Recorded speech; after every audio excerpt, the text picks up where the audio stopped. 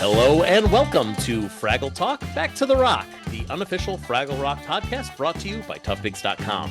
This is the podcast where we cover Fraggle Rock, Back to the Rock, episode by episode, along with the talented producers, performers, and writers and builders who help put it all together. I'm your host, silly creature Joe Hennis.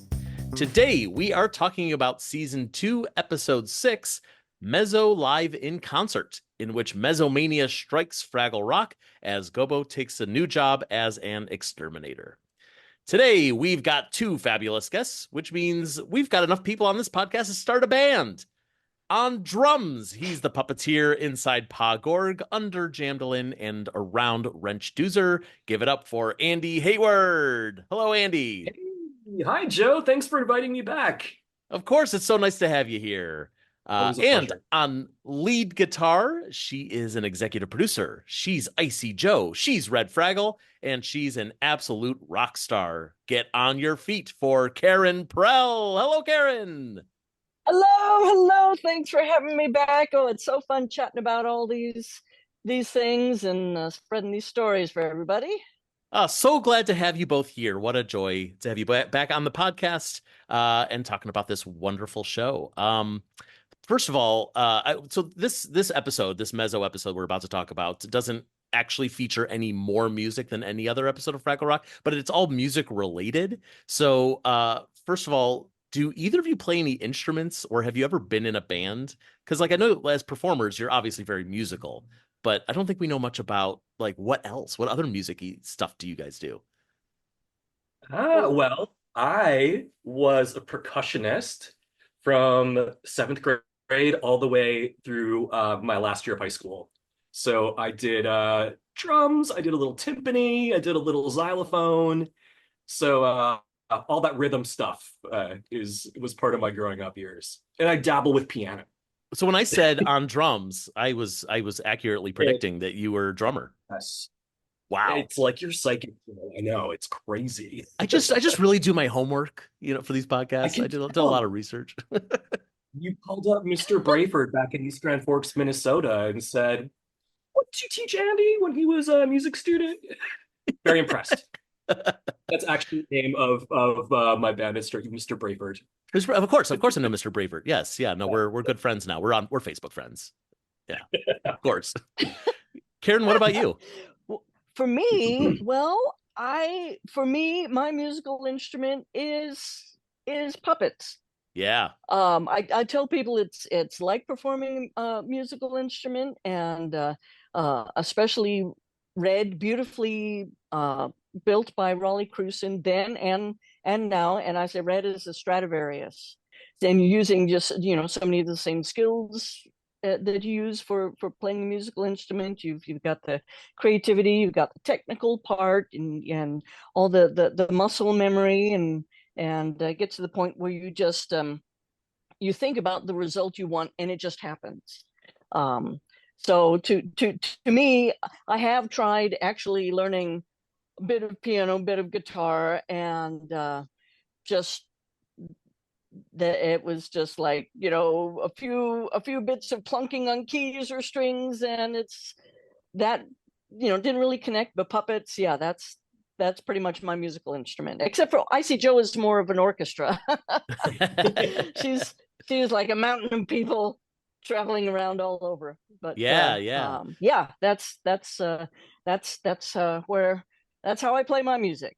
So I think I've always assumed that if you're going to be a puppeteer, especially in the Muppet style, Muppet world, that you do have to have some sort of musical background, if only because they're so musical.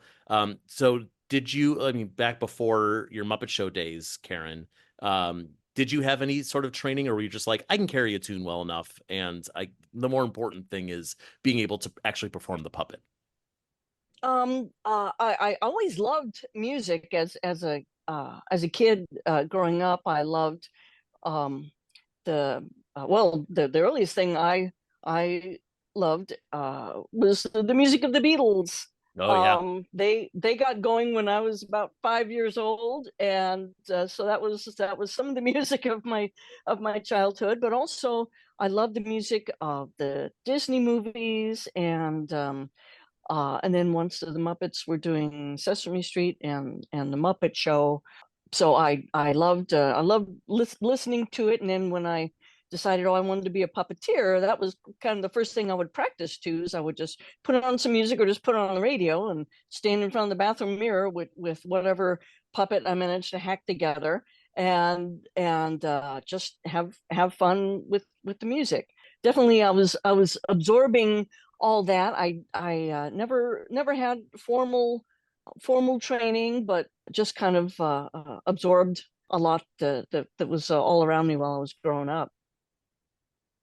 Talking about some of your musical influences, as you just mentioned, for both of you, are there, okay, so like Pie in the Sky, like I know that Fraggle Rock has original songs as well as I guess we'll call them covers of original series songs.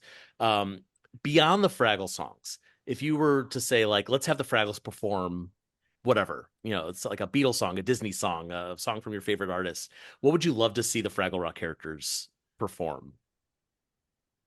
I know that's a big question, because it's like of everything in musical history, pick something. Yeah. Oh my gosh, wow. They've already hit so many different types of music, and they've all been so fun. The quiet little solo songs, the big group songs. Yeah, in like every single genre you can think of. It's like there's nothing the Freckles can't do. Yeah, yeah. I've done country music. That'd be kind of fun to me, A few of the Fraggle songs have touched on a little bit uh, of country. But going more into that, because that's always like big fun group stuff. I don't know, just anything that's rousing and fun, and just brings out a lot of energy and joy. I mean, there isn't a specific thing that I can think of right now, but the Fraggles will be up for anything, really. Yeah. Right. Yeah. You could literally say anything, and then you can't be wrong. You can't. Yeah. I don't. Yeah. I think it would be a better question to ask, like, what would the Fraggles not be able to cover? That's a struggle to think of. I don't know. Like, well, they in the original series they had the dirge with Junior Gorg. Yeah, funeral dirge. I know. It's like that ended happily. It ended well, but it is literally one of my favorite Fraggle songs of all time. Is that funeral dirge? So speaking of all this music stuff, so can you both walk me through a little bit of the process of so we know that Harvey Mason Jr. and his team will go and write a song. So at what point do you receive a song, and then what's your process for getting prepared to perform it? Well, for me, as one of the co-exec producers, I'm kind of on the early end of it. Before we're on location, when we're in pre-production, there will be demos of songs or written demos of lyrics that are presented to the producers, and it's kind of we'll hear the pitch for episodes, and then a little while later, then demos will be created, and then we'll look at those and give feedback on what the song's saying and how it fits with the show and with the characters' arcs during the show. So I get kind of a far in advance sneak preview, more than Andy would. So we're able to kind of help guide things. But usually, just right out of the gate, they're just brilliant and fun, and it's like, oh my gosh, can't wait till we get to do that, and just needs a little tweaking to get it headed in the final direction. So you guys, Andy, that must be a lot closer to shooting that you guys get it right. Yeah, it's I want to say that they try to roll it out. We shoot the show in blocks of episodes. I want to say they try to get us, there's a file sharing website that they use. They try to get us those tracks as soon as they can within the block of shooting. Especially for Jamdolin, I always like to get it as soon I can, because he always has a lot of riffs and a lot of added bits that maybe aren't originally planned. So I like to get that in my head. But yeah, usually I mean, there were times where I want to say it was as late as maybe a couple days before we were going to do the episode, but they do try to roll that out as soon as they can, which is helpful.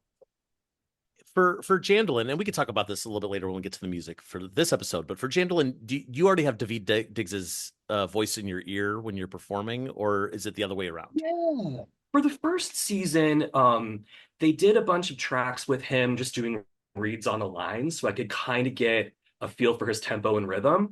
And then as we've gone on, I want to say starting with the holiday episode from season one, and then going forward, they didn't feel they needed to do that anymore. Because I kind of had his rhythm in my head. So yeah, so I do when he's talking, I do that just myself with my own voice, and he'll come in and then put his vocals on top. But for the music, he'll record the songs beforehand, which is great. Cool. That's got to be cool to have him literally singing in your earpiece. Oh, I love it. And what a pleasure I mean, number one, the Fraggle songs are incredible. So like it's a pleasure to hear them, but then to hear him singing is like it's great. Like I play it in my car, I listen to it all the time. It's wonderful. I always tell people like this is the show to watch if you have kids that has the best music. You're gonna love it. Yeah. Yeah. It's true. And then the vocals.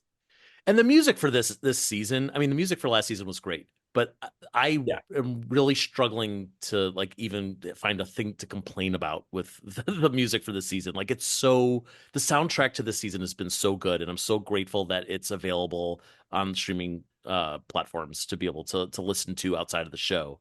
Because that was always a problem with the old show, it was so hard to find the songs. There was a couple of albums. And unless you were someone like me, a few, who's but like, not all this, there were like 90, well, let's see, 96 episodes, and they each had like one or two songs. There's so many songs from the original. They're not all out there. I know it's frustrating. And folks like us, the fan base, we had to try to find ways to rip the audio off of the DVDs, or before that off of YouTube, and just so that we could listen to. I mean, we're talking about the Funeral Dirge song, which is great, but it's never been on the soundtrack. So like if you want to listen to it, you got to get real creative. And my hope is that at some point someone at the Henson archives will like find the master tapes so that we can get them in good quality, because from what I hear, that's the reason we only have the album versions right now. But I don't know, I'll put that wish out into the universe that we'll get official album releases of all the old songs at some point. And I wanted to mention when he's on set and he's speaking the temp voice for Jamdolin. First of all, it's not temp, he is Jamdolin, and it's just so fun to be in the middle of that energy. And because you do your own riffing when you're speaking for Jamdolin, and David, he gets to go in there and do his part following what you do, and you guys just you really work well together, just capturing that character. So it's just really, really fun just to see where you go when you're performing Jamdolin. Yeah, I love that character, and I'm not that in my real life, not that loud. So fun to just kind of break free and get to be this like cool guy, every once in a while, and yeah, it's fun. I mean, first of all, Andy, you're very cool. Don't get me wrong. Oh. You're very cool. I appreciate that. Thank you. Whereas I'm in my real life, I'm kind of the opposite of Red, like pretty quiet and everything, and then Red is just like this. So it's probably similar to that. You just get to kind of open up and let this big shining light out, and that's just full of fun and energy. Yeah, I love it. So dare I ask, and feel free to say no, can you do your voice that you use for Jamdolin for us? Oh, sure. So okay, I'll just So for me, Jamdolin talks like this. It's kind of like a gruff, clap your hands, everybody in the stands. It's the one, the only. It's just kind of the Andy voice that I would do if it were going to be me. Yeah. But I think it kind of fits the same, style that when David comes in and does his magic. It Yeah, kind of totally. matches. Yeah. That's awesome. Oh Yeah. That's yeah, great. yeah. It's kind of this, Yeah. So cool. He's so cool. So cool. So cool. All right, let's talk about this episode, Mezzo live in concert. We open in Fraggle Rock, and everyone's just sort of hanging out. Wembley's asking if anyone needs anything, a blanket, a doozer stick, a rare worm.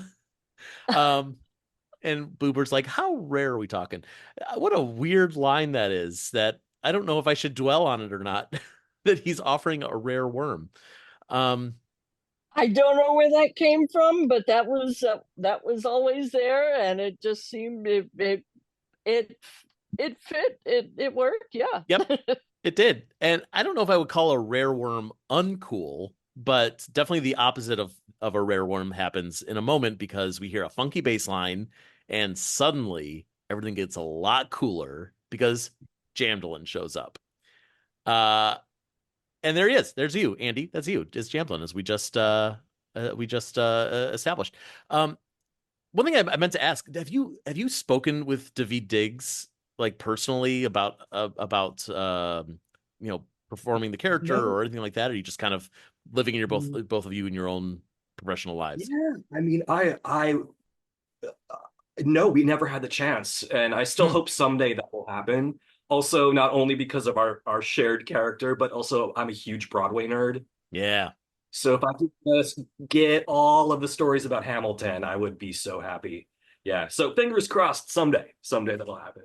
I But got to not see yet. David in one of his last Hamilton performances. It was amazing.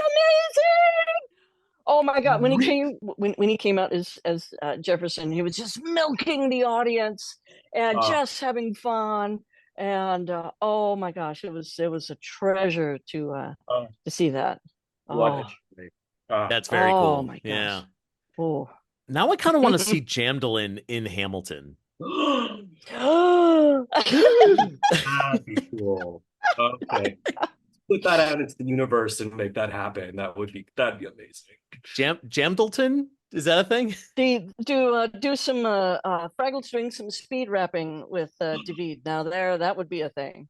Ooh. They almost get there with some of the songs this season, but they can go farther with it, I think. All right, we're planting the seed. Season 3, we're gonna have a Lin-Manuel style rap as one of the new songs, featuring Jamdolin.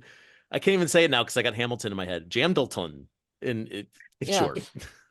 Andy, start exercising your hand muscles. Get one of those hand exercisers. Yeah, keep it up. Yeah. Puppetry challenge accepted. We'll see. Yeah. Wow. And speaking of Broadway, and a bit of a sidebar, but I just saw Amy Garcia in Wicked. That was wonderful. She's amazing. Oh, that's right. She's on. We did get a whole bunch of us got to see her in L.A. in Into the Woods. Yes, and that's right. She's touring with Wicked now. I need to see if she's coming anywhere near where I can see her in that. Yeah, so talented. Oh, she got to shine so much this season with her songs with Ma and the Trash Heap, and just and with Sherry. Oh my gosh, just Sherry Contrary. Yeah. Yes. Actually, it's Sherry Contrary. So amazing that we're surrounded by all this talent, including this Broadway talent, like Broadway caliber singers. It's really incredible. Yeah. And Johnny, of course. Johnny, of course. Yeah. And you both realize, like, this is how we, like, Muppet fans, we all see you. I get, like, Broadway is a huge caliber, like movie stars a big caliber, but Fraggle Rock Puppeteers is like, oh my God, you're a puppeteer on Fraggle Rock. It's the coolest thing. So, like, even though I just want to make sure you know that, like, you're geeking out about, Broadway stars. A lot of people feel exactly that way about you. That's crazy to think, but I, you know what? Because I am that guy too, though. Mhm. When I meet puppeteers that I've been watching for years, I turn into a fan. I mean, I am a fan. You are a So fan, yeah, yeah. yeah, You turn into it's yourself. amazing. Yeah, myself. and and and when I started out on Sesame Street and the Muppet Show, working with all the Jim and Frank and Jerry and Richard, all the original puppeteers, yeah, I was just totally there, in the background and just in awe to watch them making that magic. Oh my Ugh, gosh. I can only imagine. So Jamdolin has come to Fraggle Rock bearing great news, and this is where we get our first song of the episode. It's called "Are You Ready?" And it's another funky song, surprise, surprise, from Jamdolin. And he's like leading the Fraggles through the cave, and the whole song's about "Are you ready? Are you're not ready? Okay, let's get ready." I don't want to say that this is a song that adds nothing to the plot, but it kind of doesn't, and I kind of love the fact that it leans into that. It's great. Yeah, it's a fun build up. It's very fraggly to make a big deal out of hey, I have something to tell you. You're right. But that's where the Fraggles, they celebrate that kind of stuff. And man, that was, remember Andy shooting all that, so we had a few, we have these movable tunnel pieces. We kind of went one direction and then reset into the other direction, and remember, you're seeing all those Fraggles, and underneath them are humans human bodies all squeezing together in that space and making it work. So it's another one of those fun jumbles below the frame. I don't know if we got any behind the scenes video of just all that stuff. It's one thing when we're all in a static audience, as happens later in this episode, but when it's a whole pack and they're moving and they're singing and there's camera moves, it's just crazy. Because then, yeah, the crew and anybody moving pieces and moving the crane and they're part of the parade as well. Think of the Macy's parade in your kitchen. That's kind of what it ends up being. But it's fun. It's really fun. And you'll notice too that Jamdolin does not have his tail present for that because it was so complicated and there were so many bodies. It was deemed, this 6 foot tail is just going to put us over the edge. So Literally yeah, over the edge, yeah. yeah, for sure. Although it would have been cool to have him like leading a procession and then like all the Fraggles behind him and then his tail. Like See the little It's long caboose enough, behind him. yes. Yeah. yeah. Oh my gosh. When the song finishes, we all end up in the final position, and that last bit of the song where it's all the talking, da, da, da, da, da, and Andy was there with listening to it, and he was just, and even he had the Jamdolin puppet, and he wears his tall shoes for Jamdolin, and he's just like concentrating. He's got his eyes closed and he's got his listening to his recording, just double checking all the stuff to make sure before the take happens, so I can hit all those moments. Working so hard, and it worked. It's just so awesome. I will say that was the hardest song for me. Normally, like in the beginning, Jamdolin would be with the band, and it was kind of a park and bark where he's singing, but he's in one spot. This one to do that while moving, while trying not to trip over my own tall shoes, and then David had so many line riffs, but they were so fast. Like he was just throwing out all these little asides. It was a challenge, but Were those you know, all ad libs from David of just like the little like I'm sorry I didn't write down the lines, the little like yeah. the For the most part, it's his own flavor that he adds to the music. So it yeah. it bumps it up to a whole new level, but it's also I think I'm trying to, if I could quickly call up, if I still got something where I could look up the lyric. 206. Let me see. There might be a few things that are kind of written, and but then David would just take it in and run with it. No, I don't think I'll be able to find That's it, okay. but Yeah. it's a little bit of planting seeds, and then David grows a whole forest from it. That kind of thing. that's it. It's incredible. Yeah. One detail that I noticed as you're all walking through this tunnel is that there are these blooming flowers coming out of the rocks. which is Yeah.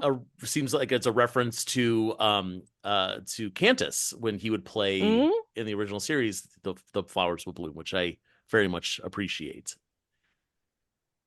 Nice little Yeah, detail. it was nice having that little callback there. Yeah. And speaking of details, so I don't think I really noticed this because there was so much going on when we met Jamdolin in the first season. But I was really looking at his guitar in this scene. I think because he gets so close to the camera while holding the guitar. Is there anything that like notable about the guitar or interesting about the design that you've noticed? Or is it just a really cool prop?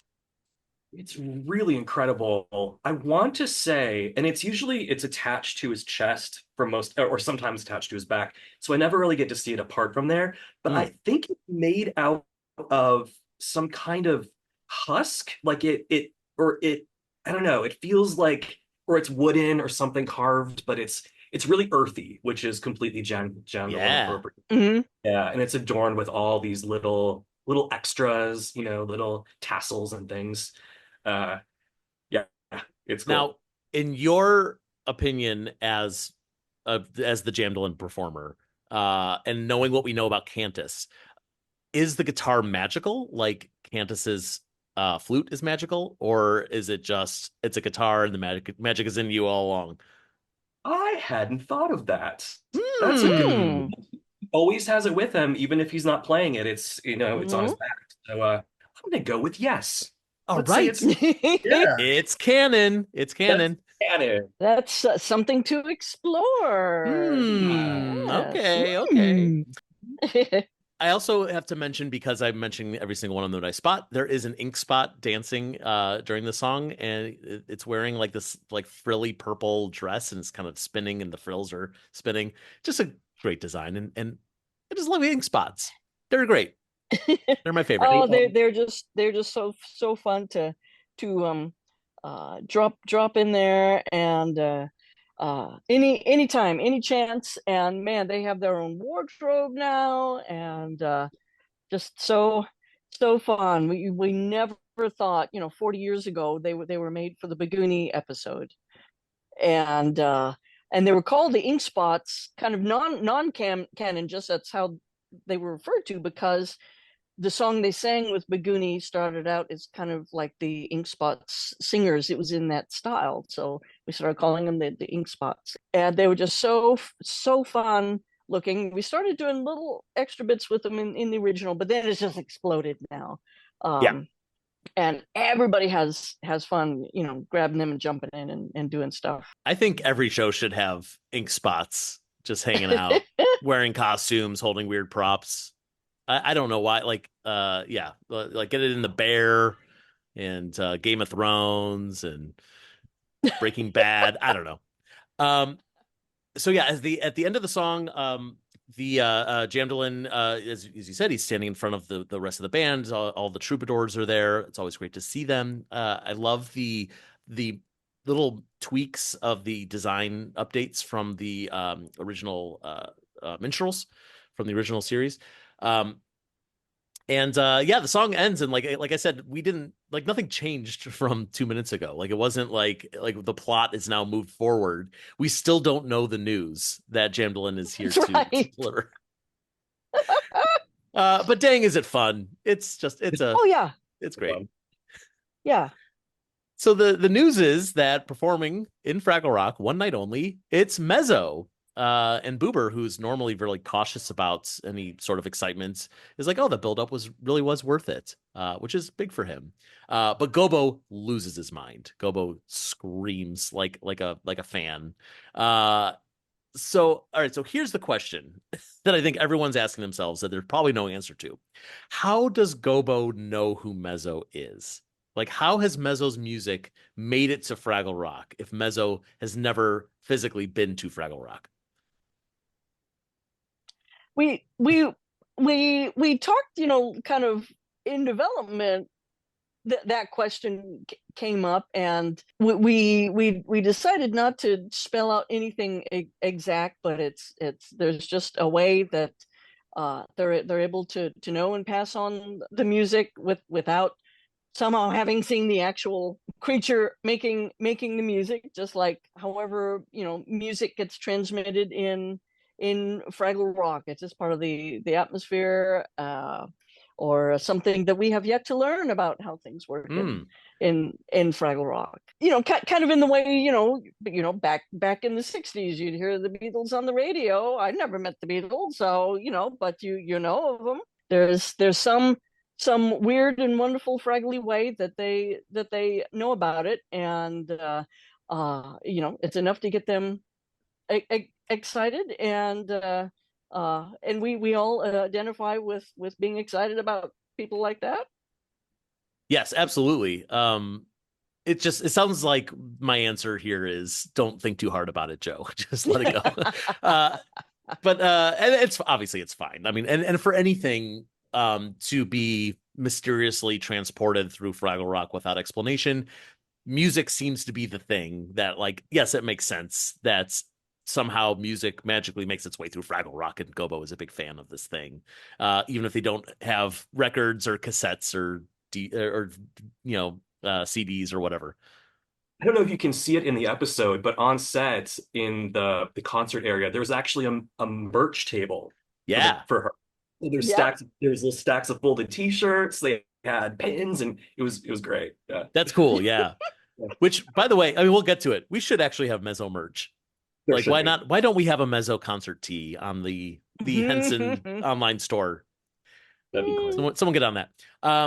So Gobo loses his mind. He grabs Wembley and shakes him by the collar. I love because Gobo works so well as a voice of reason in so many episodes, where everybody else is Red is kind of the cut to the chase character. Gobo, his tool in that tool chest is when needed, voice of reason. And I love the shows where he's not the voice of reason. Yeah. And Johnny has so much fun with that in this episode. It was, oh my gosh. And he would just every take, he would just go farther and farther and farther and farther. It was so fun to see that. And I'm sure it's kind of a nice break for Johnny as well, just to go nuts. Yeah. With Gobo. Well, yeah. I think for all 5 of the Fraggles, and it's probably true for pretty much any character in any show or movie, but seeing them push to their extremes, seeing Gobo lose his mind, seeing Red absolutely, fall down a pit, of her own making, or Moki just get completely distracted by something, and like et cetera, et cetera. I mean, I think when people talk about Boober specifically and how his best moments are when he's at his bottom, like he has just fallen into a pit of depression, and that's great for him.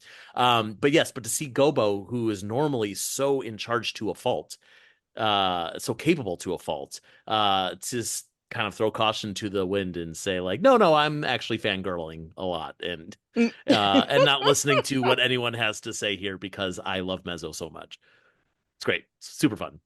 So I don't know if you were going to get to this, but when he runs off to get his merch, that was a nice little they had there were 2 Gobos there, so someone was standing there with the merched out Gobo. So, because it's all one take, and goes, I get my merch. He runs off, and someone's standing right there, swap Gobos, puts the other one on, comes in with all his merch. I love when puppets do that. A little Texas switch, is that what that's called? Yep. No, it's so good. He's got his Mezzo t-shirt, and he's got a rolled up poster and a lunchbox, and he's got this like star thing over his eye, which we later will see that's a thing that Mezzo has. He says, whenever I feel small, her songs make me feel big. And then Moki says, her music is so uplifting, it makes me feel 10 feet tall. And boy, is that some foreshadowing, what each of them has to say. And something I did not notice the first time I watched this episode. It's sprinkled all throughout. This show was written by Annalise Turan, who in our first season was a writing assistant, but this season she's actually full writer on this and on the Letting Go episode. And I just love how it's all throughout the show. There's all these things sprinkled, And I love how all that when you get to the end, it's like, oh, and, it doesn't give anything away, but Yeah. it touches on it. Yeah, And it definitely rewards rewatching. Yeah, like for yeah. me, especially where like I didn't know that Mezzo was gonna have a reveal later on that we'll talk about the first time I watched it. And so now it's like, I see what you're doing, and it kind of makes me want to watch it a third time. What else did I miss? So Gobo runs off to get Concert Cave prepared for the show. And as they're kind of like all the Fraggles are setting up decorations and stuff, I love the shot of like where the audience will be sitting, and Gobo is popping up in the different seats to make sure that they're all a good view. And he's going like, "This one's good. This one's great. This one's also great. This one's bad. Just kidding. It's great. It's fun." I love Gobo's seat obsession. I don't know if you've caught that. That's kind of a little mini thread. No, I Starting with haven't. the season one Murgle show, where while they were journeying to see the Murgle migration, Gobo was obsessing about getting good seats. Oh, yeah, yeah, And yeah. Red was like, enough with the seats. And so every once in a while, if there's anything, it's just one little throwaway line. Oh, Gobo says, I hope we get good seats. And Red makes a face at him. And so this was like Gobo's seat obsession, just that is part of his explosion is fangirling out and seat obsession to the max. So just I think that's going to be continuing. If we do more, there's going to be continuing little comments of Gobo just wanting to make sure he's got good seats for the Yeah. events. Yes. I love that. It's so true to life that people have these like minor Yeah. things of like, it's just a thing. I just always want to have a good seat. I just, don't question it. Yeah. I did not notice that. I love that about him. Yeah.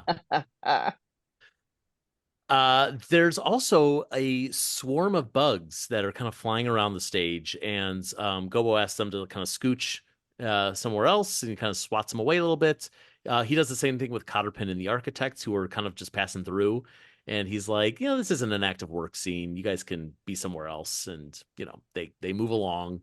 Um, and so, okay, we're gonna get into spoilers here, but I assume that everyone's watched the episode. But we will later learn that the bugs are someone very important. But so what is actually happening on the screen here, where it's not just little dots of light. It's not, there's definitely something of substance there that's flying around. So are these CGI creations? Are these something that you guys filmed on the blue screen cube that we've talked about on this podcast before? What is actually happening with these little things that are flying? I can't for that specifically. It might be little CG ones. I don't know if they shot because they of course shot a lot of blue screen for these characters. And I don't know if they shot and for some they were in addition to standing. I don't know if they did any flying with those guys, but I think for that it probably. I can't remember for sure. I wasn't involved with that part of it, but Hmm. it might have been CG, and they did a great job just adding like a little bit of motion blur, and it really looks like very colorful little insects That's right. flying around. But yeah, so that was all added in post. There wasn't anything temporary on set. Sure. Gobo's just thrashing his arms, and it was all in post. They kind of added them wherever reacting to Gobo's thrashing That makes and sense. everything. Yeah, Yeah, yeah. yeah. And we didn't need, I mean, look, we talk about how the CG on the show is used so sparingly, and this is one of those Yes. examples where like you didn't need to go above and beyond to actually put tiny little puppets in there. Like we can barely Oh see them gosh, as yeah. it is. And Yeah. the fact that I didn't know, I couldn't tell if it was CG or not is also a testament to then it was a good use of it. Yeah. It's good enhancement rather than like a full replacement of puppets, which is ideal for this production. Yeah. Yeah, exactly. We get our check-in with Doc and Sprocket at this point. They're about to go for a walk, but Sprocket gets spooked by a bee. And I guess the same question as before, but I think it's gonna be the same answer. Is this also just CGI bee that has been added in Yeah. post? Yeah.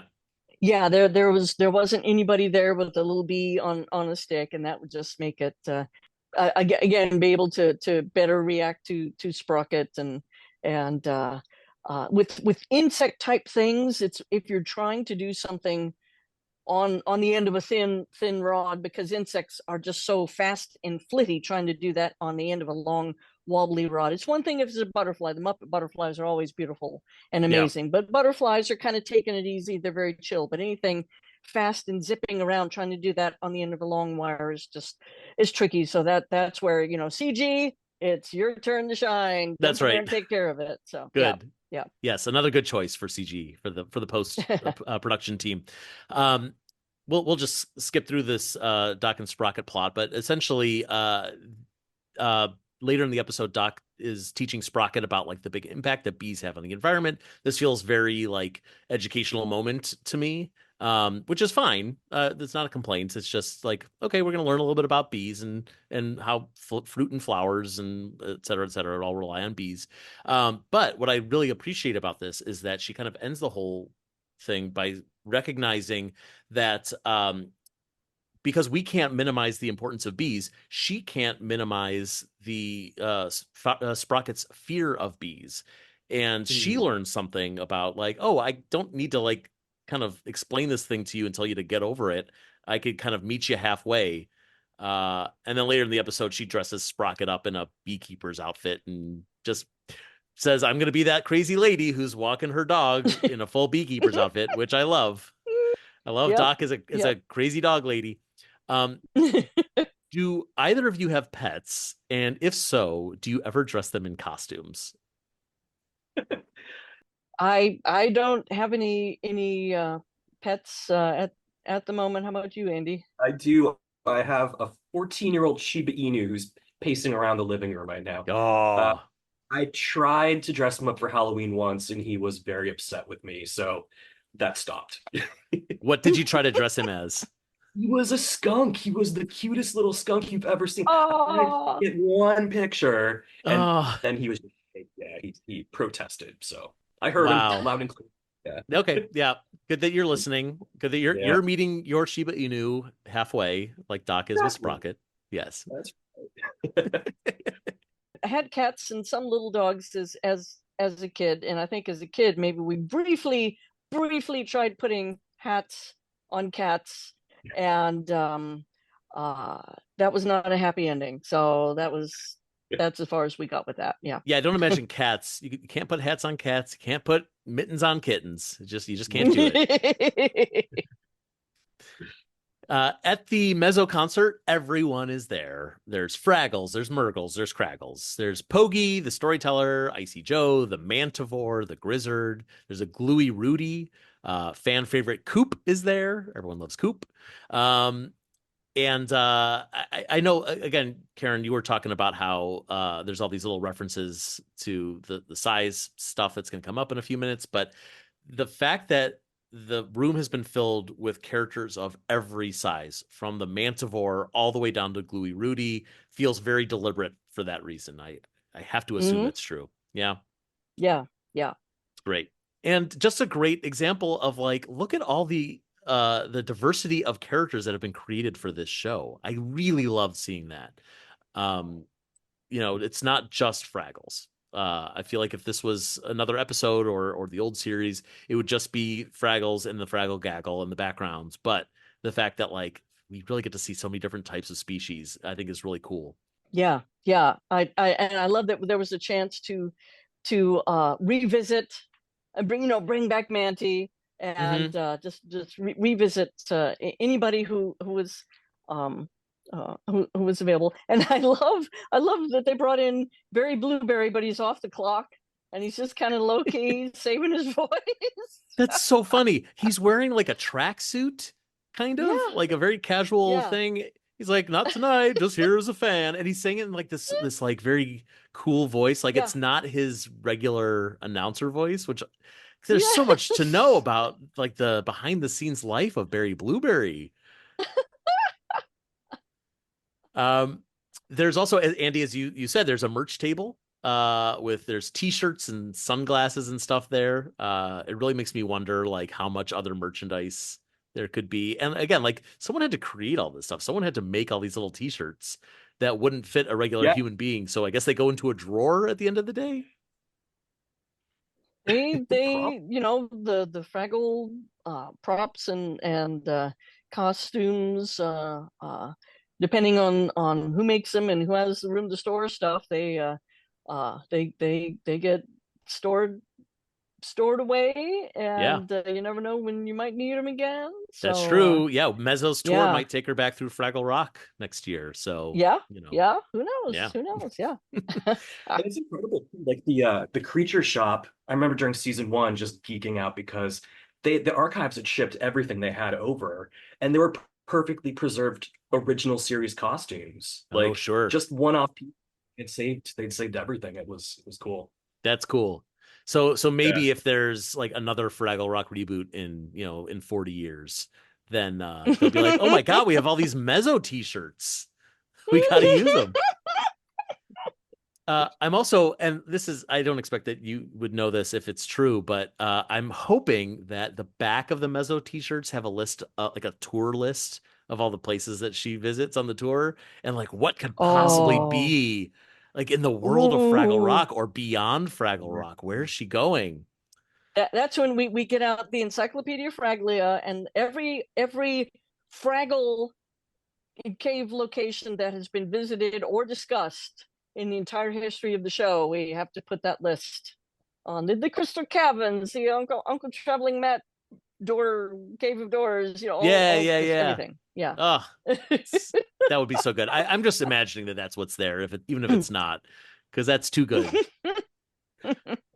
Gobo asks, he's like, "What do you think Mezzo's going to play first? Is it Clap Clap Shimmy Snap or Wiggle Wiggle Belubius Drop?" Which Wembley says is a very serious song. And I really want to hear what Wiggle Wiggle Belubius Drop sounds like now, even if it makes me cry. Jamdolin introduces Mezzo, and no one's there. Where is she? Well, we'll find out in a moment after we check in with the Gorgs. Pa tells Junior that he's doing a great job at growing strawberries, but he wants them to be bigger. He wants them to be as big as his grandpapa's head, who had the biggest head in Gorg history, and he had to hold it with his hands while he walked. And Andy, as Pa Gorg, you're doing some great pantomime here. The whole like you're telling the story and emoting it the right way, like you always do, but also like doing this thing where you're holding your own head and pretending to walk. It's great. Yeah. Oh, cool. Yeah, it's a lot of fun. And we with Frank puppeteering and voicing, because they updated Paw for season two and they gave him more facial animation, so Hmm. his eyes now go side to side. We were really playing with, he doesn't need to turn so profile to look at someone because Frank will just clock the eyes left and Oh, right. interesting. Yeah, yeah. Yes, we were playing with movement this season and trying to finesse that a little bit. So I'm glad it came off. It did. That's funny because I don't think I really clocked that that was a new thing for this season just because it's so natural. Like I don't think about Yeah. Gorg eyes as much as I should, apparently. Um, I mean, obviously we noticed it with a lot of it with Junior because Junior is an entirely new build, but yeah, with Pa and Ma to see that kind of subtlety. Yeah. So that's a good question then. So for you, um, because you're so used to from season one, like doing bigger gestures to make sure that Pa is looking the right way and doing things like that. Like, is it a challenge, especially for such a big puppet, to like make that a little bit more subtle? Yeah, I would say so. Yeah, just with because the original head, his eyes would squint and widen, and that was it for eyes, and then his Yeah. mouth would flap up and down. This season, he can actually articulate the mouth. It can open left, it can open right, it can open Hmm. center.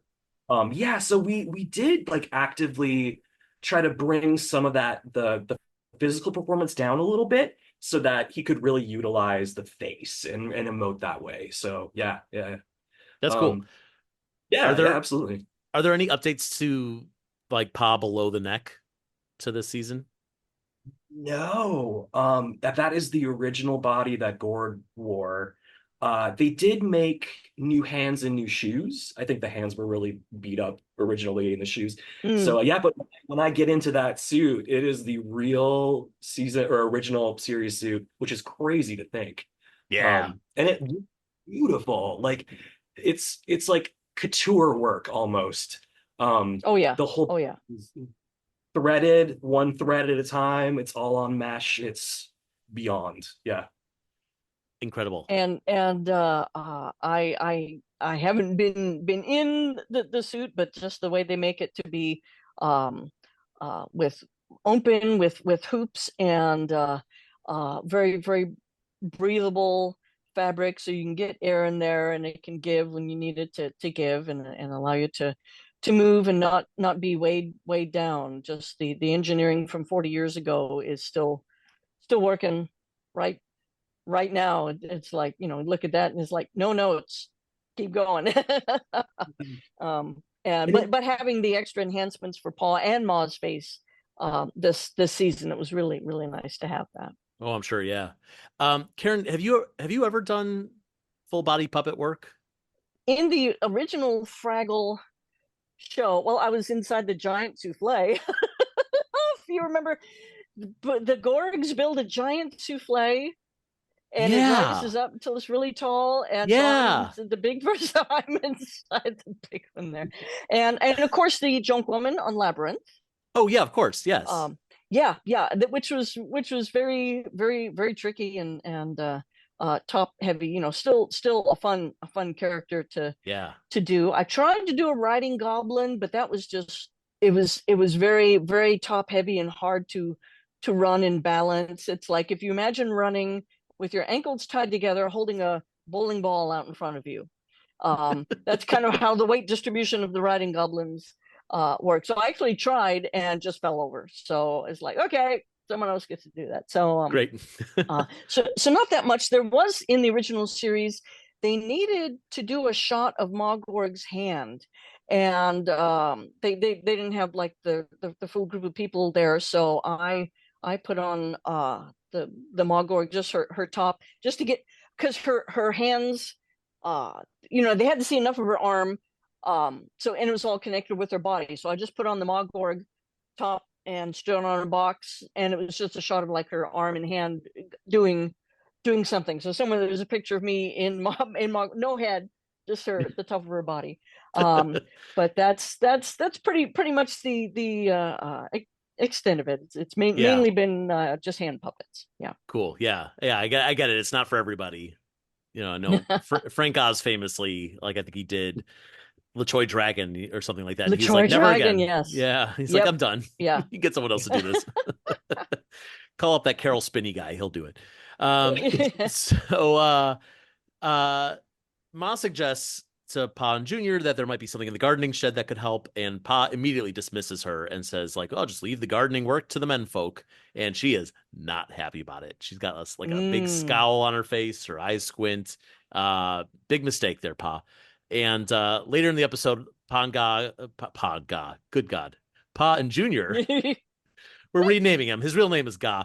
Pa and Junior, they go into the shed. They find a bag of Gorgamax, and it has a huge warning label, but Pa says they don't have time to read it, which is funny because the warning label is literally just a picture of a radish with an X through it. Yep. I thought that was hysterical. Our classic style from the original series was important signs were pictures with arrows or crosses, and or if they are reading a book, then any writing is just like little scribbles, written in Fragglish. But just for the international audience of the show, just having and for kids watching the show, just have a big sign that's just a picture that indicates what's going on is kind of the best way to communicate what you need to say. That's right. Yeah, we get it right away, and it's funny. Like that's also important. It's that it's very funny that like we don't have time for this. Just pour it on the garden. Ma, of course, being the smart one in the family, says this doesn't sound like such a good idea. But Pa's like, you're right. It does sound like a good idea, and he sprinkles it on the garden, and immediately it kills a sunflower, which is a nice little puppetry trick. It just kind of droops down. I love it.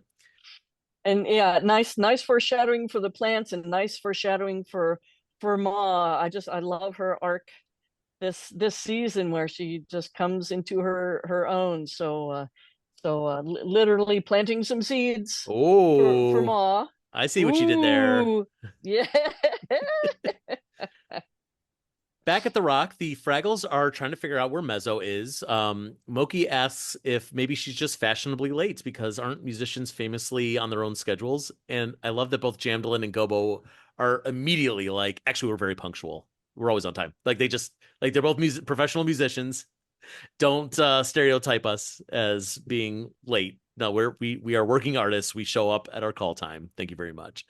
And apparently, wherever Mezzo is, it's a mystery.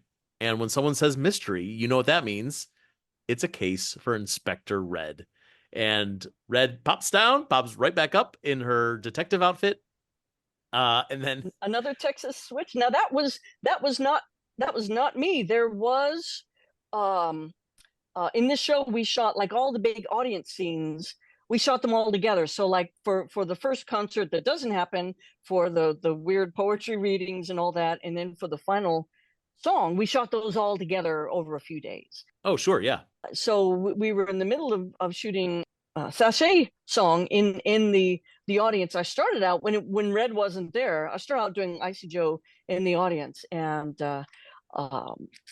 we were so that was very active, and I started getting a bit tired, and generally for season 2, Ben DeRoche was kind of my Icy Joe stand-in for like all the crazy running around and the Great Radish Ball and stuff like that. So Ben was assisting me, and I asked, could we swap? Can you hold up Icy Joe and I'll do the hands, and then later that day I was just feeling really tired, and in the morning I was not feeling good, and it turns out I had COVID, which was, at that time we had vaccines, so it wasn't as serious, but it was like 3 weeks of bad flu. So of course I let everybody know that I was standing next to, and at that time when we shot that, we were still, when we weren't talking, we were wearing masks. The whole crew was required to, just for safety. So for that scene of Inspector Red and doing the Texas Witch, that was all Allie Eisner. They're my Red Fraggle assistant and stand-in. So they did for that whole scene with Red and Inspector Red in that cave. That was all Allie. They did a great job. Now I just dubbed it afterwards. But yeah, any chance to bring just a quick Inspector Red thing is so fun. And for the later scenes with Gobo, that was shot earlier, and I was doing Inspector Red for that. But yeah, I'm glad Allie was able to jump in and have fun with her. Absolutely, yeah, and it's seamless. We would have never known. Allie is very good at their job, so that's no surprise there.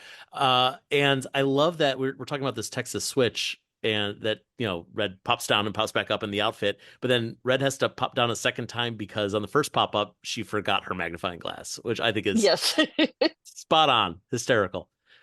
Now Gobo has a reaction to this. Like, he does not seem happy to see Inspector Red. Does he have like an historical distaste for Inspector Red, like kind of like Red does for Matt's postcards? I don't think that was the idea of it. I think anything at all that interferes with Gobo's idea that there's no problem. Mm-hmm. There's no problem here. But when Inspector Red showing up is kind of a hint that there's a problem. And sure, I think it's just kind of on it's Gobo's denial to say, no, she'll show up. There's no problem. Oh, why are you doing Inspector Red? There's no problem. Yeah, so right. I think that's more of what that was. Yeah, that makes sense. Yeah, you're right, because as the number one Mezzo head, Gobo he's determined to lead the hunt to find Mezzo. He says that maybe she got lost in Confusing Turn Cave, which is not just a silly name. And at this point, we do get like another pan like through the impatient audience. And there's one shot that I wanted to point out, which is Icy Joe like leaning down like at eye level almost with Gluey Rudy. And to see the two of them, that juxtaposition is like it's a great shot and it's a great moment of just like this huge Fraggle and the tiny little thing that I don't even know how you can perform something that's like the size of a finger. It's great. It's that's and Frank performs Gluey Rudy, so it's a little rod puppet. I would love if we do some more to have Icy Joe and Gluey Rudy get up to some hijinks. I think they'd Yeah. be a Oh, good team. a little backdoor spinoff. We'll get them going on a little adventure away from Fraggle Rock. Yeah. You see what shenanigans they get into. Are they best friends? Do you think they can hang out? Like we'll see, I guess. But do you think they hang out when I like the other Fraggles are doing stuff? I don't know. I don't know. I mean, I can imagine because Icy Joe's got her cave to get away from things, and Gluey Rudy might it seems like he might be kind of a similar Yeah. kind of character. So I don't Yeah, know. We'll they're have to both a think about little that. just like a little bit ornery, a little bit rude, a Yeah. little bit Yeah. too forward. Yeah. Okay. All right. We're planting that seed as well. Season 3. We'll see. Um, Jamdolin tries to appease the crowd by saying, no, Mezzo's coming. We just have an opening act." And first, world's oldest Fraggle says, "I can grow a beard." And then Poggy says, "Me too," which, oh, God, now I want to see Poggy grow a beard. What a great visual. I can't unsee it. Barry Blueberry declines. He says, "Not tonight, saving the gift." And he kind of gestures to his voice box. Hysterical. That feels like such a Johnny Tartaglia line of like just ad-libbing. No, I think that was it. I think that was in the script. Yeah. Was it? Yeah. Oh, But so good. Johnny just He sells it. yeah. So good. Jamdolin calls on the storyteller. This is like her job. Like, please come and tell us a story or something. And so instead of telling a story, she does some spoken word poetry. Okay, so I have to know. Okay, first of all, I'm going to read the poem, and then so it's Fraggle, Rock, Lost, Sock, which Boober likes, and then she says, "Icy who? Icy no, Icy Joe, Icy Sock." Is any of this scripted, or is it just Donna being Donna? That was in the script. Yeah. Incredible. What a weird thing. Whose brain came up with Icy who, Icy no, Icy Joe, Icy Sock? That's unhinged.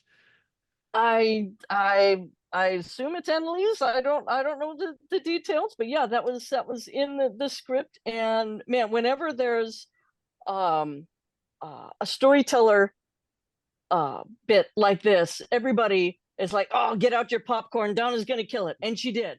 It was just so fun, and just trying to keep quiet and not laugh during the take while she's doing, and then the take ends and everybody just burst out laughing. Storyteller might be my favorite character on the Oh, show. What Donna does, it cracks everybody up. And Karen's right, like everybody wants to be there when storyteller's gonna do oh something. yeah, You got it, oh you yeah. got it. Yeah, and then even too, I remember somewhere on the depths of my phone they did a playback, and I want to say Donna, I'm sure she did some improv too, like she had a million ideas. And I remember filming playback on my phone just so I'd always have that, just so I could always. Good. I'm glad. Please Yeah. share that with me if you still have Yeah. it. I would love to see that. No, and it's funny because like even her her delivery, her line deliveries for lines that are not supposed to be like as unhinged as something like this. Like when Jamdolin's like, "Storyteller, you come on up here," and she kind of does this like, "All right, like here we go." It's just like she's like ready to go, but in a way where On it's it, like, "That's my job, on it." That's what she says, "On it." Yeah, And yep. it's so like perfect. It's perfect. Again, all of you puppeteers on the show, so good at your jobs. I love it. And then she gets to turn around with Moki and also kill it with Moki getting big and weird, in a totally different way. Yeah. And the cotter pin against the architect, like Donna could be such a good straight man. I mean, good God. Uh, so good at her job. She's Um, amazing. so Gobo is searching through the caves and he's shouting Mezzo, Mezzo, and there's a little green creature pops up and it's like, "Are you calling for me?" And this is the debut of Little Rago, who thought that when Gobo said Mezzo, he was saying Little Rago, which kind of sounds the same, but not really. It's such a great non sequitur. It's so like, oh, okay, well, call me if you need me, whatever it is. It's just like who is this Little Rago? Who we'll see again in a few minutes. And And that's Ingrid. yeah, it's Ingrid Hansen. Yeah. Uh, just having fun with this little quick gag character, but just eating it up. Yeah. And again, like we're talking earlier about like Gobo has a thing for like seats. It's like such a little thing. And like, yeah, Little Rago thinks that people are calling their name. Like it's such a little thing, and yet it's so true and it's so funny. And speaking of someone whose name is Joe, like there's a lot of words that sound like my name, so I always feel like in the distance someone's calling my name, and I get it. It's like, are you talking to me? No, you said something that doesn't sound anything like my name. Okay, well, just checking and moving on. There's also signs all over this cave that he's in with like arrows pointing in different directions and curled arrows and things like that, because of course he's in the cave of he's in Confusing Turn Cave, which I don't think I picked up on that the first time I watched this, that like, oh, it is confusing, and they put up signs to make it more confusing. Great, why not? That and that makes me think at some point it would have been a lot to do just for one gag in the show, but we need like the Fraggle equivalent of the Escher maze, which is just like, all the gravity and everything all over the place, and that would be yeah. I like the idea that maybe that was what someone had in mind when they put it in the script, and they're like, we don't have the budget. It's like, fine, just get some cardboard and a Sharpie. Moving on. It costs us all $12. Like if you can't do it expensive, do it cheap. No middle ground. and I don't know if you can't with when Inspector Red shows up in that scene, tried to do a repeat of a gag from the original series Inspector Red show, where she is in someone's cave. I don't know if it's Booper's or Govan Wembley's cave, and she is looking around, and she's looking through her glass, and she turns and she gets scared by Govan Wembley or in the window. And so I wanted to do a repeat of that gag, but we have it now with Gobo. Red does call out beforehand, so it's not a pure surprise. But he turns around, and then Inspector Red is there looking at him. So she gets 40 years later, she gets back at him. That's great. To do a little jump scare. Yes. Yeah. Only took her 40 years, but yes. Yeah. Revenge.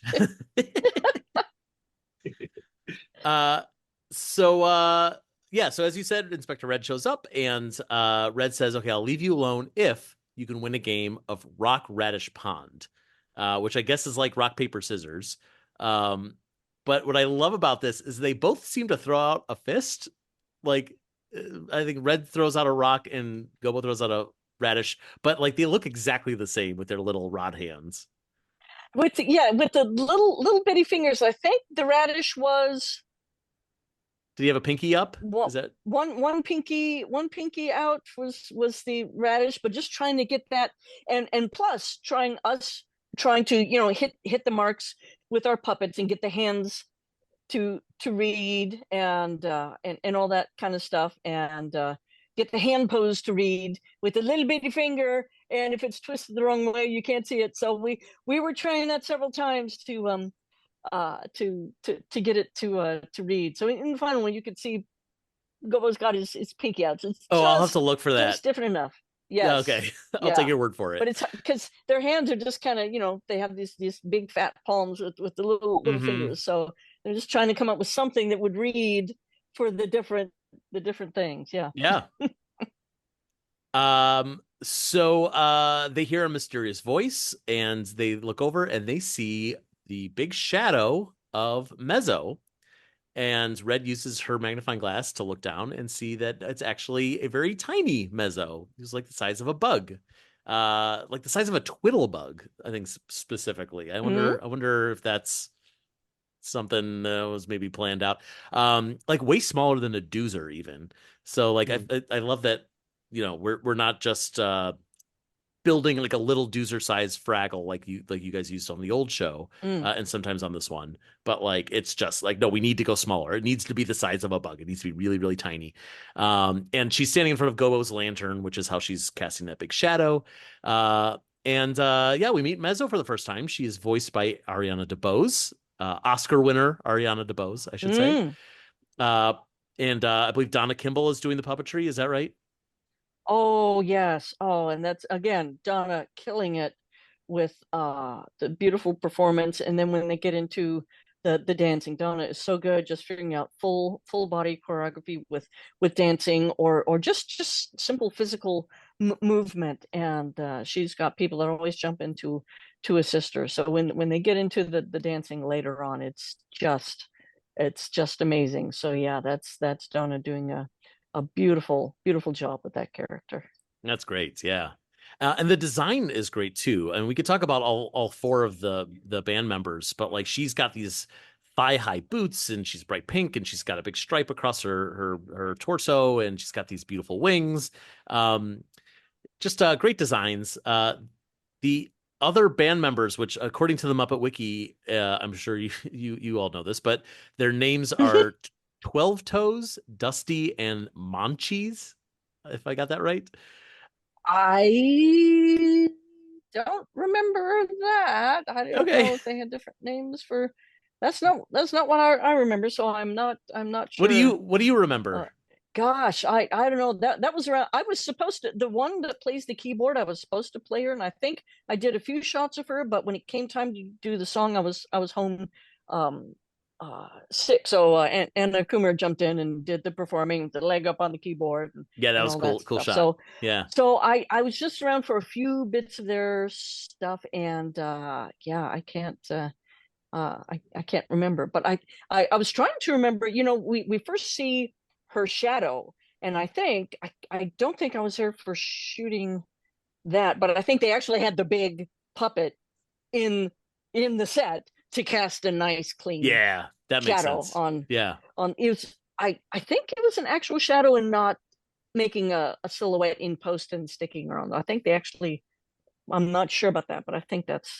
that's what they did. And the interesting thing about her design, when we were discussing her design, um, because we do see in advance some posters of Mizzo, and uh, there were all kinds of different design ideas explored, some that were truly very insect looking, and then the thought was, well, if there's posters in advance and it looks like an insect, it might give away what's Mm, happening. yeah. So the idea was, we'll make them have the face and the proportions look fraggly. So just between the Fraggles acting like they're familiar with this character and seeing posters, the audience is just going to assume, oh, it's a Fraggle or a Fraggle Yeah. sized creature. Yeah. So that's just a little thing that kind of helps with the misdirection, is having an almost fraggly design for them. Yeah, I appreciate that, especially because, you know, it's the same with the Kraggles and the Murgles, where it's like the differences between these species are so subtle. You know, like the eyes are a little bit different or the coloring's a little bit different. And here we've got, obviously they've got wings, but they've also got these torsos that are like very furry with a big stripe across the midsection. Um but speaking of that, do they have a name for the species? Did you decide on something behind Not the scenes? not that I know of. And those puppets were, they were custom made, like for the Murgles and the Kraggles, and the Lost Fraggles. They use the same bodies and heads for that they're used for background Fraggles. But Yeah. these guys were all custom made because they're just different enough. The shapes were just different and the colors just different enough, that they are their own thing. But yes, I am not aware of any name. It was just Mezzo's band, Okay. as far as I know for now. Yeah. For now, that's the Hmm. important thing. We'll decide something maybe when Mezzo's tour comes back through. We'll see. Uh, Gobo recognizes them as the bugs that he shooed away at the concert hall, and so he's like, "Oh well, if I knew you were an important band, I would never would have done that." And it's like Mezzo kind of calls him out on it, saying like, well, "You shouldn't be treating anybody like that, important or not." I love how he states that he is so oblivious Yes, when he states that, whereas the audience, anybody else, is like, "Oh no," for Como says, "Well, of course," and it's like, and then for her to call it out, it's like, "Oh, yeah, that's like, oh, that hits so big," but it's yeah. just handled so well. It's true, yeah. And that definitely has like larger implications in society of people who are treated differently because they, are perceived as like a higher or lower caste. And that you obviously that's a big topic that we don't really have time to get into in this wonderful children's show, but But definitely even something that doesn't register to as uh as being in a specific hierarchy, but almost being inconsequential. yes. Um, yeah, and so to hit Goba with that really, uh, really hard, but just in a very strong and respectful way, is just the writing and the performing. It just handles it so well. Yeah. Um, After he reads Traveling Matt's postcard, which is a story about him, playing pickup basketball with some youths, Gobo says, "Well, there's something I need to do," and then Little Rago shows up again and says, "Somebody say Little Rago." And Gobo's like, "No, I said there's something I need to do," which again, I guess it doesn't not sound like Little Rago, but it really doesn't sound like Little Rago. What a great running gag! I love it. I wish it happened 12 times in this episode. Thank you for the gift of Little Rago. Love them. Well, Rago kind of shows every once in a while. There's a little bit of Rago, so it's That's good. there. Yeah, There are I'm more looking forward chances to seeing them to again. revisit Rago. Yeah. Good, good. I need to see more of them. Back at the concerts. Okay, so now there's like obviously they've been going through all these different acts, opening acts, we should say. Moki's doing like this weird ribbon dance, and Wembley is dressed in black with a beret, and he's playing the bongos, and it's very artsy. I think they literally say art at the end. Oh yeah. Yep. Great stuff. I love seeing how it's like on the old Fraggle Rock, Moki's art was always very passive, very like meditative. And I love Mm, that this new version of Moki is like, no, art can also be in your face. And yeah. it could be anything, which is absolutely true. And for her and Wembley, too, they say they just made it up on the spot, and it feels that way. But it's like, yeah, sure, do anything. It's art. Yeah. Yeah. Yeah. Great. I love they just kind of, bring the weird, um with the, pushing what they do with both the characters. But yeah, just, and again, it's just a little brief thing, but it's just such a gem. It really is. Yeah. Gobo takes the stage. He admits that he messed up by dismissing Mezzo for being so small. He goes through this big apology. He also apologizes to the Doozers because he did the same thing to them. And then Mezzo pops up. Like it's like is it like a rock is rising from the ground and she's on it? Yeah. Yeah. Which is cool. I didn't know that rocks could do that, but here we are Hey, doing that with it's, rocks. it's the magical world of Fraggle Rock. So Yeah. yeah. And maybe that's Concert Cave. Maybe that's like Yeah. there's stages there. Sure. And how the images reflect on the big screens up top. It's all part of that's why Concert Cave is used for concerts. It's got all those neat things. I didn't even think about that. I'm so used to seeing it's like the screens on the ceiling so you could see up close like a if you got the nosebleed seats, you could still see what's happening on stage. And I'm so used to seeing that in concerts. It didn't even occur to me that like they're in a cave. Like, why? Yeah, How did they? Yeah, concert cave. it's like some kind of magical, more of the reflection magnification magic. Just Yeah, makes it work. Yeah. yeah, magic on magic. So Mezzo agrees to play the concert, and this is where we get our second song of the episode. It is "Do the Sachet," which is from the original series episode "Wonder Mountain," where some singing cacti sing it to Red and hypnotize Hmm. her. Yep. um, Great.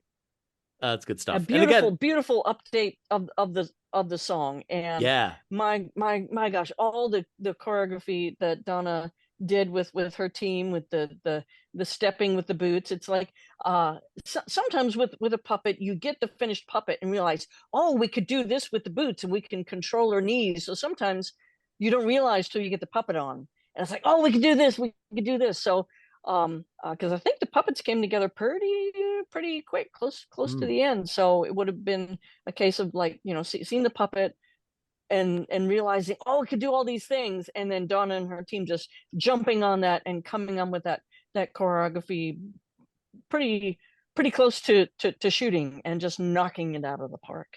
absolutely. I would have never known that they didn't have a ton of time to prepare, all that Mm, choreography because mm, it looks great and it feels very poppy, very concerty. yeah. Um, in a way that like other stuff on Fraggle Rock doesn't, which is good. Like it shouldn't feel like just more of the same. Um, and of course, like Ariana DeBose nailing this song, like not a shock, not Mm, yeah, that she just does an amazing job singing this Fraggle song, and it makes me want to have a whole album of like these Broadway stars singing Fraggle Rock songs. Like, why not, right? mm. Absolutely. Between her and David, good Ooh. God. Oh my gosh. Uh, and we also get some fun choreography from the band, the rest of the band, and the folks in the audience. Everyone's having a great time. Andy, I assume you're on Jamdolin duty for this entire number. Yeah. Excuse me. They shot like Mezzo was all done in the cube, and I wasn't a part of it because I was busy with Jamdolin for the most of the shoot. But I remember watching, just dropping by and looking, and just thinking, "Wow, this is gonna be Yeah, great." And it was, yeah, y'all made a whole rock concert there.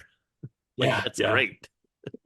Yeah, Andy's one of our amazing choreography people. Usually when there's like fancy footwork, like for On the Same Page, I think when it was Red and Wembley and Boober, I think you were in there doing a lot of that stuff. So whenever Andy's available, it's like we try to get him in, jump helping out with the choreography. I And it's really good just to kind of briefly say something like this, and then just trust that you'll do it, and it'll be just so fun. So yeah. so thank you for that, Andy. Oh, You help make the choreography awesome. it's one of my favorite things to do, especially, well, one of my favorites was from the first season was the Ink Spots with Red when she did her song. Absolutely love doing that. Yeah. That's Yep. awesome. I can't even walk in time, let alone like remember choreography. That all has to happen like above your elbow, by the way. Like that's Hmm. insane. Um, you guys are very good at your jobs. I know I said that a lot, but it's so true. I need to say it over and over again. Well done. And this is pretty much where our episode ends. We end on Mezzo singing this great song. There's some great camera shots, by the way. My favorite is there's an overhead shot of her with I guess it's her dress kind of like shoots out like a sun and she Yeah. spins and like, oh, it's so good.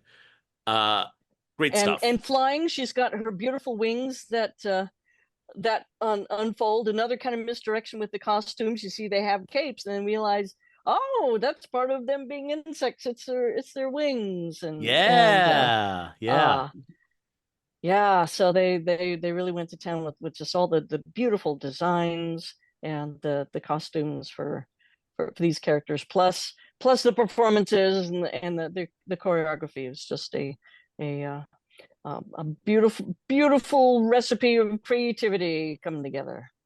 Absolutely. That's been everything in my experience watching this new Fraggle Rock. The scripts, the direction, the puppet building, the props, the performances, the music. Like what a perfect storm of a series. Uh I honestly like the fact that no one is like slacking. Like there's not one department that's like, but only if they did a little bit better. No, everyone's going above and beyond, and it really comes across on the screen. I really love it. Yeah, yeah, it's wonderful to be a part of it. Wonderful to watch other people doing amazing things, because we'll just kind of bounce off each other and inspire each other. Yeah. So with that end of this episode, do you have any other memories from the Mezzo episode or anything else that you want to bring up that we didn't get to or that we skimmed over? Just got we just hit so many epic moments in this season, and some, pushing what we did with some uh with some characters. I just love how we're exploring and going deeper with some existing characters, and then finding special things to do with new characters. I just hope we get a chance to do more and Uh, continue that journey. Me too. What a crime it will be if you guys don't Oh, get that chance to just continue this wonderful series. cross fingers, cross Belubiuses. Yes. On it. My Belubius is in knots. Uh, Andy, Karen, one last question for each of you. How do you plan to make the world a little fragglier? I've been on a wonderful journey doing a 6-day bike tour with a group of people, and it was a very fraggly experience. Just people that really clicked, and seeing beautiful things, and doing a lot of physical challenges, but just coming together as a team and looking out for each other. And I just want to continue doing that for myself, but also seeing if I can inspire other people to do that. Just get together, get out in the world, share experiences, and just find ways to connect with activities, because the Fraggles are just so active and doing all these amazing things. And I'm not going to be jumping off cliffs into swimming pools, or some of the things the Fraggles do, but just getting out and sharing physical experiences with people. Definitely gonna continue doing that. I love that. Andy? I've been thinking about this question too, because you asked it before. The past like week, I've been doing a lot of doom scrolling just with all the political climate and all the news, and which is very boobery. Yeah, Boober would be a doom scroller. Yeah, absolutely. If Fraggles had phones. Yeah, but I started to become aware of how much I was doing that, and I'm like, you know what?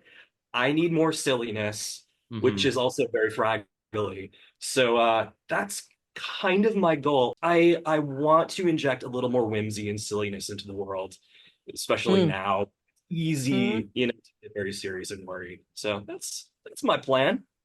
I think that's great. All right, we're going to be more active. Yep. We're going to get more silliness in our lives. We're not going to doom scroll. These are all great things. Yeah. And Sounds we're good. going to keep our Belubiuses crossed for a third season of Fraggle Rock. Yes. All good things.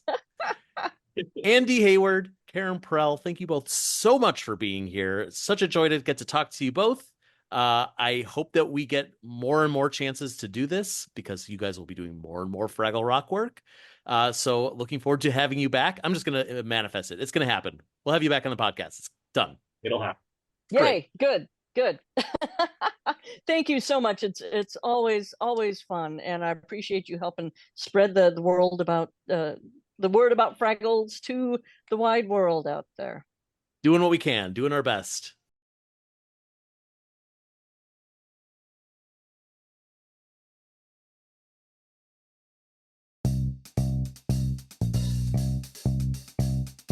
Fraggle Talk, the unofficial Fraggle Rock podcast, is brought to you by toughpigs.com. Produced, written, and hosted by Joe Hennis. Fraggle Talk art by Dave Hulteen Jr.